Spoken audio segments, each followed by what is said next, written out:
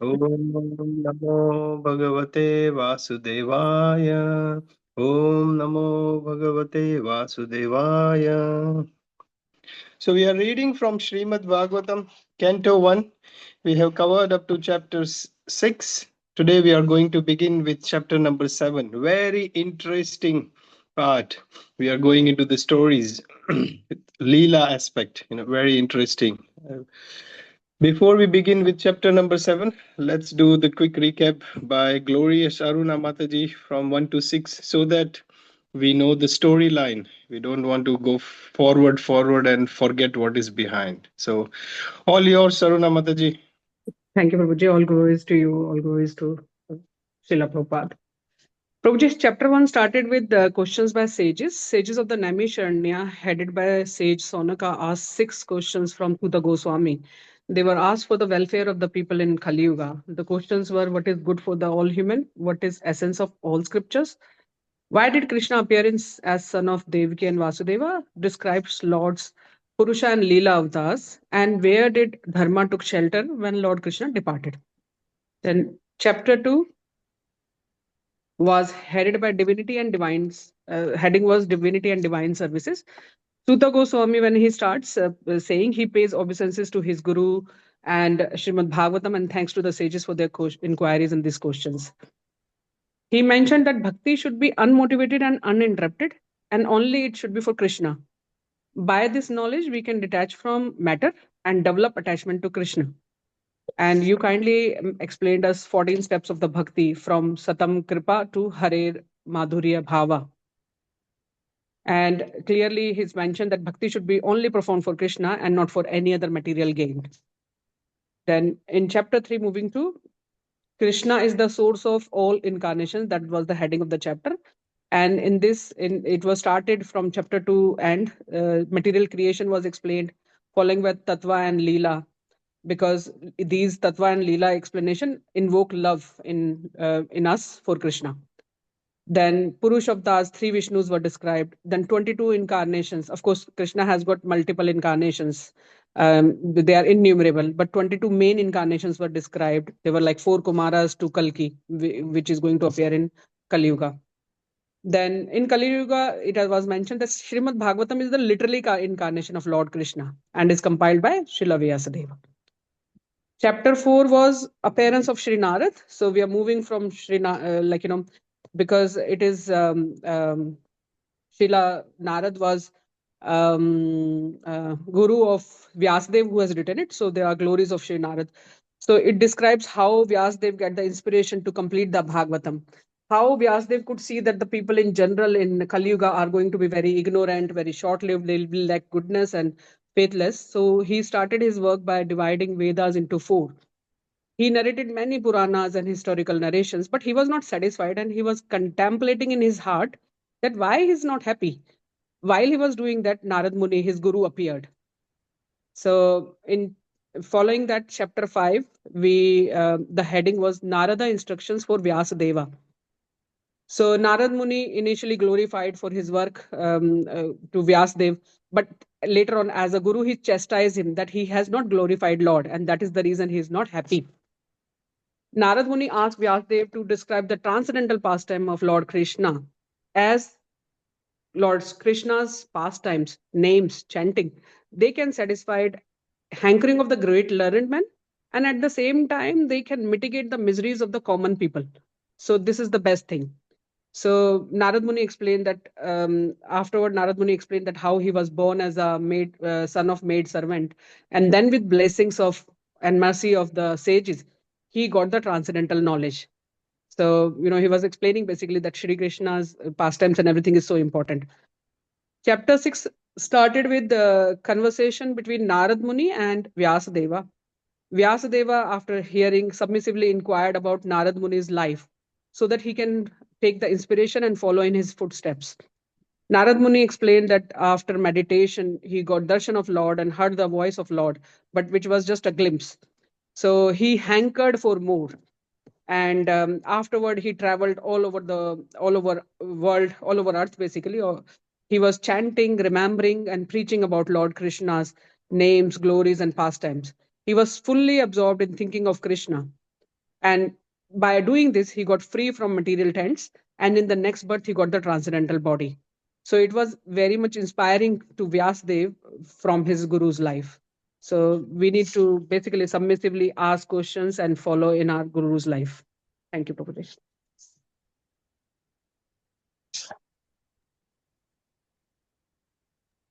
Thank you so much, Mataji. Very, very. It's so nice to hear the flow, like how Bhagavatam is flowing from the beginning and where we are currently. Thank you. I'm sure you must have relished preparing for this. I enjoyed it, Prabhuji. Thank you so much for giving the service, Prabhuji. Thank you. Yeah, this is so good, Bhagavatam. All right, so where we are now is Vyasdev heard from Narad Muni. Narad Muni gave all these instructions, and then Narad Muni is traveling around in the transcendental body, singing the glories of Krishna with his musical instrument Veena. So Narad Muni got transcendental body, and he's traveling around. But what did Vyasdev did? Let's begin with chapter number 7, the son of Drona punished. Aruna Mata, you did amazing job in 7 minutes, 6 chapters summarizing. I can never do this. You did very well. Thank you, Prabhuji. आपने time कम दिया था प्रभु, तो I thought, okay, I'll just highlight the points. Thank you. Excellent. You did amazingly well. Yeah, thank you so much. All right, let's begin today with chapter number 7, text 1. Start with Preeti. You want to read? Yeah. Hare Krishna, everyone. Chapter 7, text 1. Rishi Sonaka asked, O Sutta, the great and transcendentally powerful Vyasdeva heard everything from Sri Narada Muni. So after Narada's departure, what did Vyasdeva do? Look at this, how eager and how much interested Sonaka Rishi is. Before, remember what happened? That what question was before? Narad Muni was the son of a maid servant, and the sages instructed after Chaturmas period, the 4 month, the sages left. So Sonaka Rishi asked Sudha Goswami, what did Narad Muni do after the sages left? जब sages चले गए नारद मुनि ने क्या किया and now he is asking again Narada Muni चले गए फिर व्यासदेव ने क्या किया what did Vyasadev did after Narada Muni he wants to know everything with in detail so good this is showing eagerness to learn more and more. So we know this pastime here.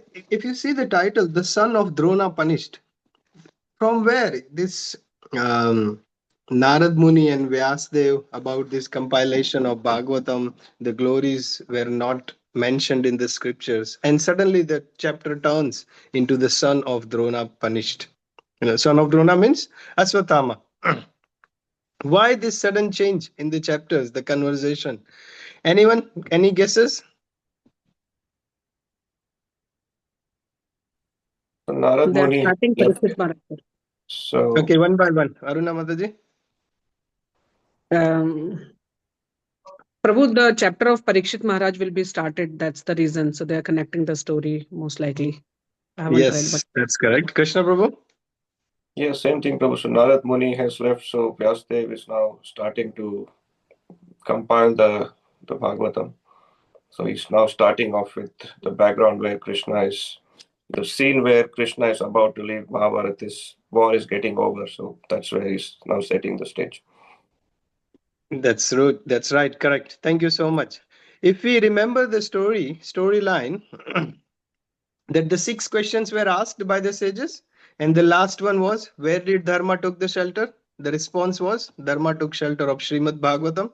Then the Srimad Bhagavatam, in the 4th chapter, 2 questions were asked.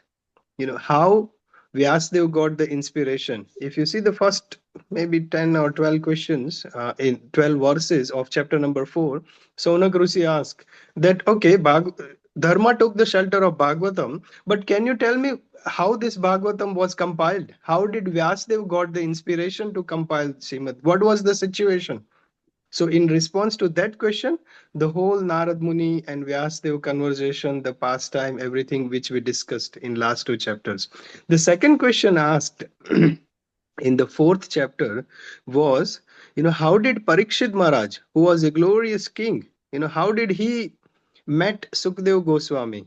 How was he able to renounce everything and sat on the banks of the river to hear Srimad Bhagavatam? Remember, we discussed these two questions in the 4th chapter. So Sona Guruji asked. So the first question, how was Bhagavatam compiled? How was Vyasadeva getting the inspiration? That is discussed. The second question was, describe the birth and activities of Parikshit Maharaj. How did he meet Sukdev Goswami? That was the question asked. So in response to that second question, this chapter number 7 begins. So एक question का answer किया, अभी दूसरा question. Now he is asking, and that's why the birth and activities of Parikshit Maharaj, the son of Drona, Ashwathama, the whole story, it comes into the context. So we all know the Ashwathama story. How in Mahabharata, how after the war, the Kauravas were defeated, and Ashwathama, he wanted to take revenge. So at night, when all the sons, Upapandavas, the son of Draupadi, they were sleeping, and he went at night. It is against the conduct of a Kshatriya. They only fight when there are weapons on both the sides, and during the day.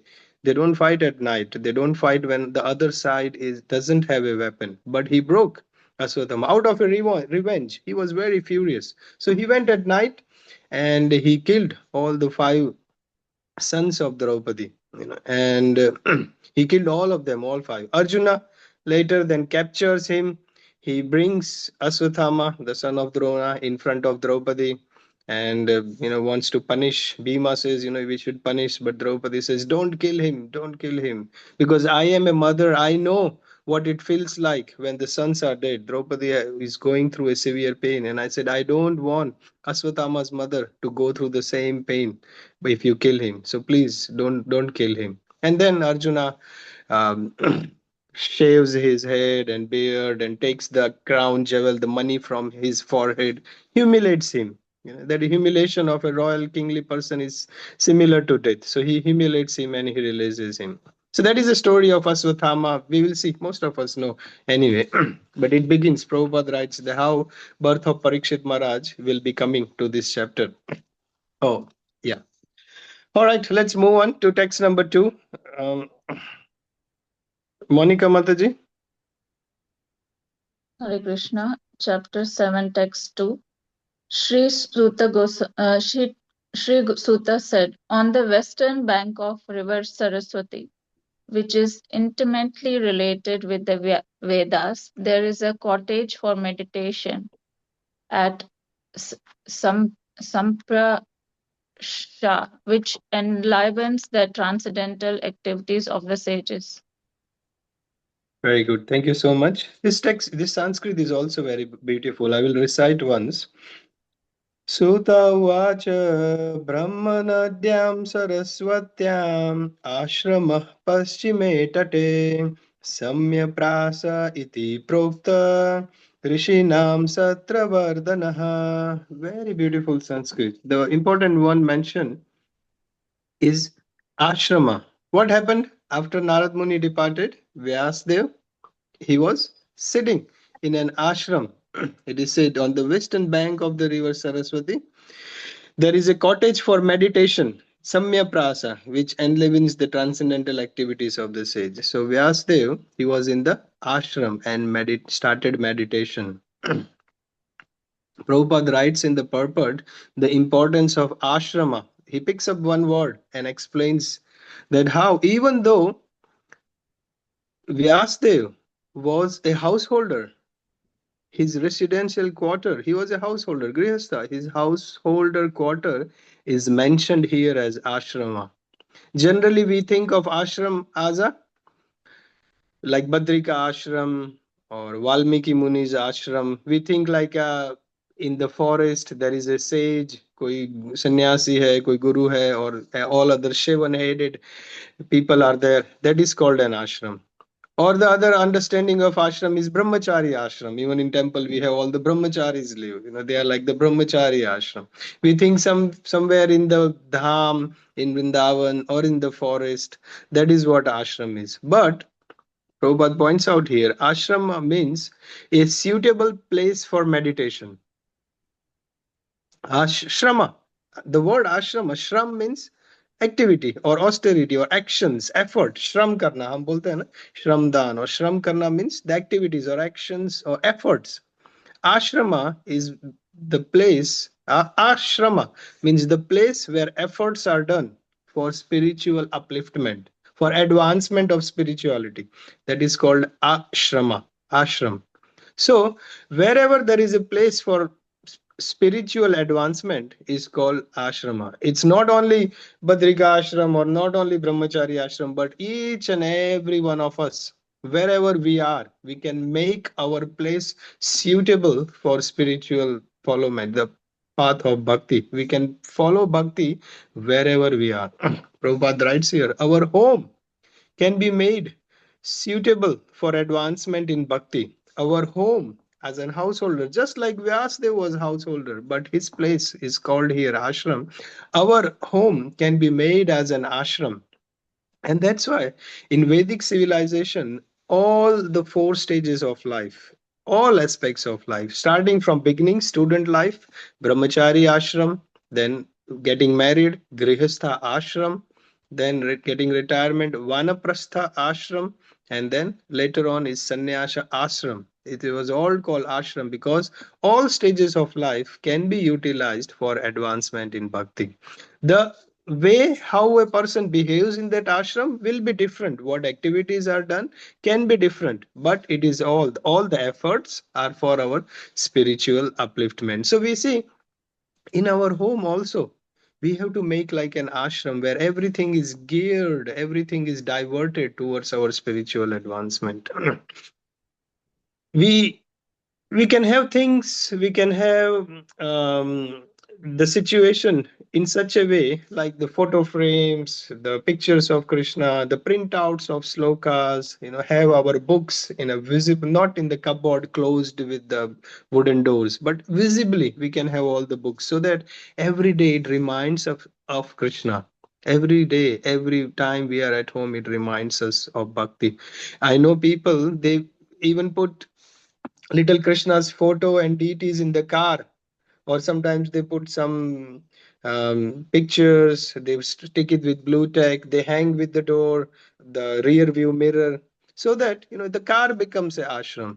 Many times at workplace, people put pictures on the computer desk. On their work days, they have photo of Krishna, Radha Krishna. So they make their workplace as an ashram. So wherever we are, wherever we go, wherever we are spending time, all that places can be made as an ashram so that the efforts we are doing at that particular place and that particular situation can be utilized for our advancement of bhakti, which will be bringing us closer to Krishna. And it is mentioned here that we shouldn't think that ashrama means only brahmachari ashram or badrika ashram. Everywhere we go, we can convert that as an ashram. So very important verse. The storyline, Vyasdev sat in the ashram, his household quarter, and he started meditation. All right, let's begin. Go to the text number 3. Anu Mataji.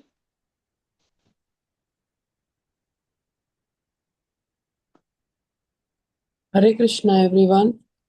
In the place, Srila Vyasadeva, in his own ashrama, which was surrounded by berry trees, sat down to meditate after touching water for purification. Thank you. Thank you. So, Vyasdev, what did he do? In his own ashram, which was surrounded by berry trees, so Vyasdev sat down to meditate after touching the water for purification. Achman, we purify ourselves, and he sat down in the ashram and he started meditation. Why this is mentioned? Sudha Goswami says this because the question was asked by Saunaka Rishi. What did Vyasdev do after Narad Muni departed? So here he is asking Vyasdev, sat down and meditate. He sat for the meditation. See here, if we see, he got the knowledge from Narad Muni about the glories of the Lord, about devotional service of the Lord, and then he starts his meditation. Here, at this stage of Bhagavatam, does God exist? क्या भगवान का अस्तित्व है? Does God really exist, or there is no creator behind all this situation? Who is God? देवी देवता भगवान है या कृष्णा भगवान है? Who is God? Who is soul? All those things does not need to be discussed, because Vyasdev is already surrendered to Krishna. He understands, who is Krishna, the glories of devotional service, the glories of the Lord. Vyasdev is already surrendered, and to take bhakti further, he sits down and meditates. So all the basic questions, they are not to be discussed here. It's going to be taking to the advanced level. And that's how Bhagavatam begins. From this chapter, we see that how Bhagavatam starts from understanding of who is Lord, surrender to Lord, and begins. So if you see in Bhagavad Gita, all these things are mentioned. Does God really exist? What is karma? What is soul? Good karma, bad karma.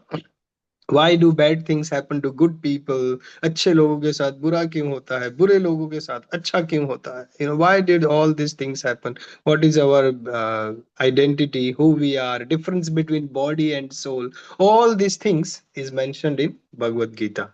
So Bhagavad Gita, all the things are mentioned about the body, soul, karma, does God exist, everything. And the last chapter of Bhagavad Gita ends with surrender to Krishna. Sarvadharman parityajya mam ekam sharanam raja. Abandon all types of religion and just surrender unto me. So Bhagavad Gita ends with surrender to Krishna. Bhagavad Gita ends with surrender to Krishna, and Bhagavatam begins with surrender to Krishna. So in Bhagavatam, Vyasdeva is surrendered to Krishna and begins his further spiritual advancement. Bhagavad Gita ends with surrender to Krishna. Bhagavatam begins with surrender to Krishna. Bhagavatam ends with glorification of holy name, the importance of holy name. That's where Bhagavatam ends. And Chaitanya Charitamrita begins with the glorification of holy name. नाम संकीर्तन यस्य चैतन्य रस विग्रह पूर्ण शुद्धो नित्य मुक्तम अभिन्नत्वम नाम नामिनो. Abhinnatvam, there is no difference. Nama and namino, there is no difference between the name and the personality of the Lord. Abhinnatvam nama namino, nama sankirtana yasya. So that's how Chaitanya Charitamrita describes the glories of the holy name, and that's why Chaitanya Mahaprabhu started this Sankirtana movement, and we all chant Hare Krishna, we all sing, dance, do Japamala about the Hare Krishna. So you see how the whole flow is happening. From Bhagavad Gita, the basic understanding of who we are, does God exist, everything takes us to the end of Bhagavad Gita, where a person surrenders to Krishna. From surrendering, Bhagavatam begins, and Bhagavatam begins from the surrender aspect and the devotional service. Ends Bhagavatam ends with the glorification of the holy name, and then Chaitanya Charitamrita begins with the glorification of holy name, and then takes us closer to Krishna. You see the whole path of our scriptures, how nicely Krishna does all these things to attract us, to bring us back to him. Bhagavatam kicks out all this cheating religion. See, so far we have discussed so many learning points, so many texts, so many different concepts, but nowhere the cheating religion. Dharma projita kaivatava. There is a verse we discussed that Dharma projita kai, all the cheating religion is being kicked out. Only the ultimate good, only the topmost devotional service is mentioned in Bhagavatam. Not as you do this and you do this particular puja and you will get money, you will get good health, and you will get a good partner, and you will attract all the blessings in the life by attracting more money. Nothing like that. Bhagavatam kicks out all the cheating religion. Directly, the topmost, only devotional service and the holy name of the Lord is mentioned, which is the ultimate good for everyone.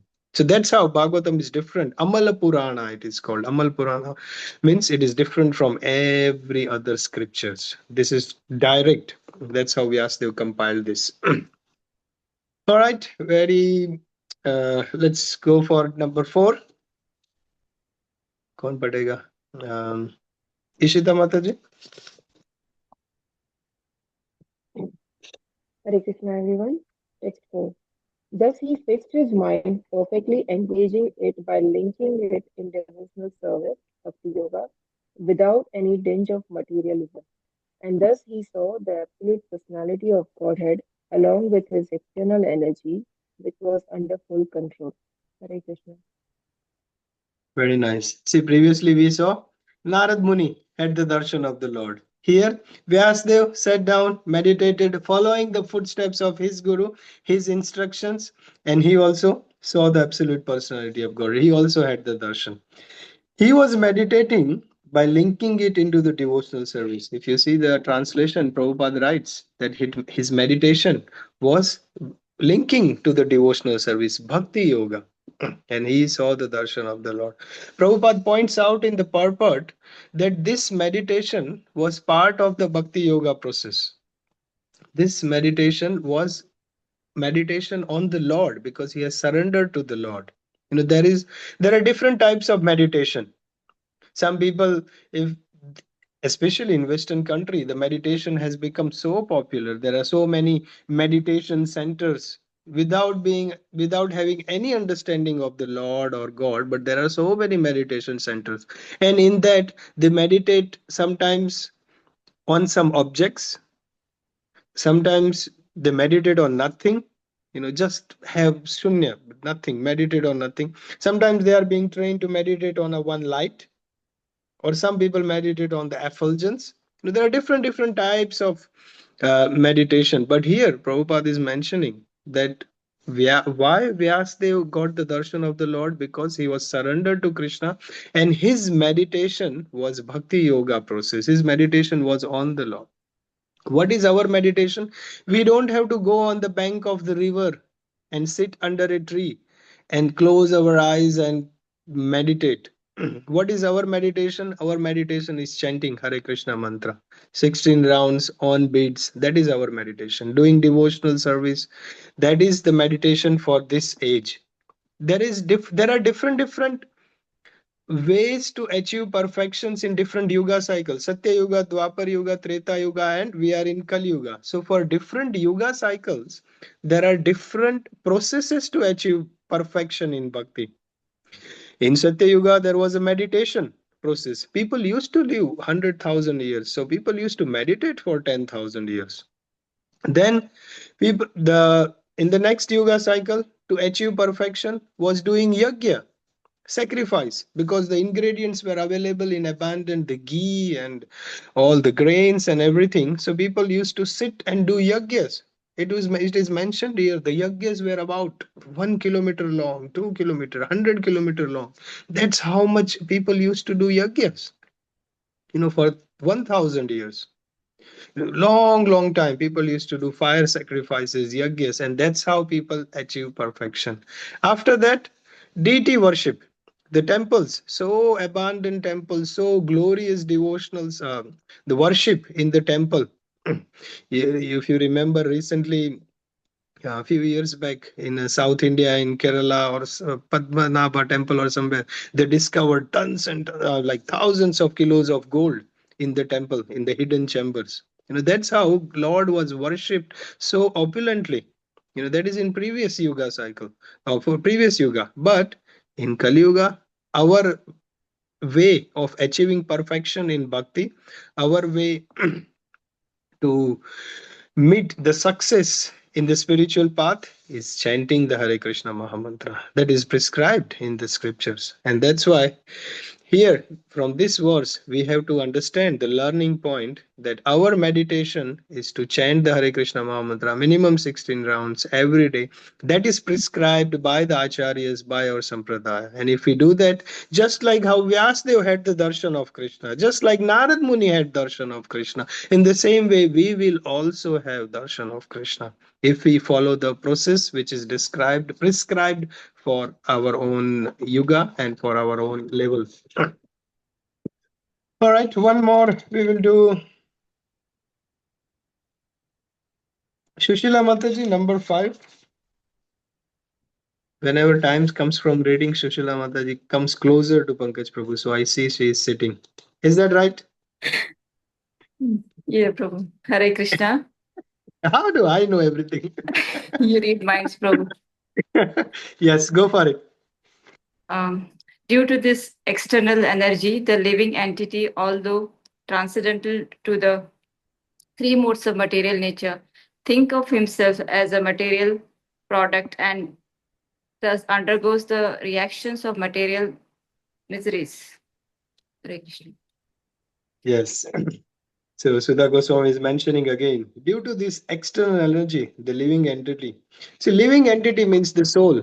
Although the soul is transcendental, just like Narad Muni achieved transcendental body, just the soul is beyond three modes. The soul is transcendental, spiritual, but because the soul identifies are the product of this material world, and that is the root cause of all problems. Prabhupada writes the first line, if you see in the purport, the root cause of all suffering, you know, by the materialistic living beings is pointed out here. Because the living beings identify themselves with the bodily, with the material things. But if Krishna wants, Krishna can liberate us. Krishna can do anything. Krishna can liberate us straight away. Krishna can keeps us beyond the three modes very easily. But no one likes forced love. I gave you an example before also. If in the movies, for example, Bollywood movies, if a villain or a gangster, he points out the gun to a actress or the heroine of the movie, and he said, say you love me, with the gun in the head. And even if the girl says, I love you, but that is out of fear. That is called a forced love. No one likes forced love. The love is where the free will is dedicated. So Krishna wants our free will to be directed towards Krishna. Our free will can be utilized to love for Krishna. And that's why the training is required. The soul eternally is loving Krishna. But because we forgot Krishna, we wanted to enjoy separate from Krishna, we came into this world, we are in the three modes, and that's why we are suffering. The moment the soul understands that we are part and parcel of Lord and our duty is to serve Krishna, then we are out of these miseries of this world. Prabhupada gives couple of examples in the purport, very long purport of this verse. Prabhupada writes 1, 2, 3 pages of purports, very long. Prabhupada writes, just like a disobedient son, अगर कोई बच्चा है वो अच्छा behave नहीं करता, just like a disobedient son, the father will put the son in the care of a strict teacher. The father will put the son under the care of a strict teacher, and the father still desires that वो बच्चा अच्छा बन जाए, अच्छा behave करे. In the same way, Krishna puts us in the care of a strict karma or maya in this world. The maya के जो arrangements, the activities, the karma, the rules and regulations, they are very strict. So we have been kept here by Krishna so that we behave better. Krishna still, just like a father desires the son behaves nicely, it is father's desire. In the same way, Krishna's desire is that we learn from this world, we learn from our experiences of this karma and maya, this material world, we behave nicely and we come under the shelter of Krishna. We develop love for Krishna. Another example Prabhupada gives is the king. A king, if a citizen is behaving improperly, the king may put that citizen in the jail. But the king still desires that वो person अच्छा behave करे. The king still desires that please become good and I can release you and you can be the nice person outside. But if you are not behaving properly, we have to put in the jail. In the same way, Krishna desires us to become good. Krishna desires, and that's why he has put us into this material world, which is like an arrangement for us to purify our consciousness. And when one comes into that understanding, purifies, develops love for Krishna by chanting and by doing devotional service, then we are out of this world, we are out of this jail, and we go to Krishna for a happy life. As soon as we surrender to Krishna, all the problems are solved. I'll give you one example and then I will end here. Amog Lila Prabhu, most of you would have heard Amog Lila Prabhu, his lectures and the YouTube, he is very popular. I might share one of his popular video. Amog Lila Prabhu, when he was born, the astrological, the kundli, the chart, the horoscopes, it is said, this person, when he grows, he will not have a job. He will not have any money in his life. He will not have no bank balance, zero money of his, zero, no job. He will not have a house. He will not have a family, no wife, no children, no car, no job, no money. Just imagine, bacha paida hota hai and people are saying he will not have anything. What a sad life it is. But Amog Lila Prabhu, he became a brahmachari. As soon as he surrenders to Krishna, he is so glorious. He lives in the temple in Delhi, preaches all around the world, is so popular, travels all around the world. People invite him. Such an amazing, glorious life. The prediction still stays. No money of his own, no house of his own, no family, no kids, no job, nothing of his own. But he's living a glorious life, amazing life. So, as soon as a person surrenders to Krishna, develops the love for Krishna, all the problems are gone. So, all right, we'll stop at verse number 5 today.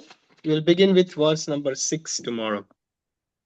On 26th of September, Friday, is public holiday. We are having our personal gathering. All our Bhagavatam group, we are meeting on 26th of September. We will read Bhagavatam in person.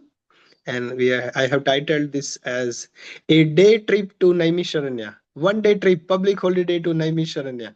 We are all going to meet together. Please don't plan anything. I will put message in the group. We will read few verses in person just so that we can finish complete in time.